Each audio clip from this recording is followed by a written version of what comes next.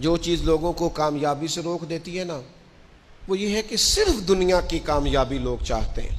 دنیا محدود بڑی ہے، متاع دنیا قلیل، دنیا جتنی بھی آپ کو مل جائے محدود ہے۔ جو لوگ فقط دنیا داری کا لالچ پیدا کر لیتے ہیں نا، وہ بھی ناکام ہو جاتے ہیں۔ مطلب دین بھی پڑھا تو کس لیے کہ میں مشہور ہو جاؤں، دین بھی پڑھا تو کس لیے کہ 4 پیسے کما لوں، دین بھی پڑھا اور عبادت بھی شروع کی تو اس لیے کہ میری روزی میں برکت ہو جائے۔ آپ کا جب لیول یہ ہو جاتا ہے کہ فقط دنیا چاہیے، صرف پیسہ چاہیے، صرف مال چاہیے، انسان بڑا محدود ہو جاتا ہے۔ چونکہ دنیا ساری، وہ کہا تھا سرکار نے ربیہ بن کعب سے کچھ مانگ لے، عرض کی سونیا جنت میں وہ والا مکان چاہیے جس کے پڑوسی محمد عربی ہو صلی اللہ تعالی علیہ وسلم۔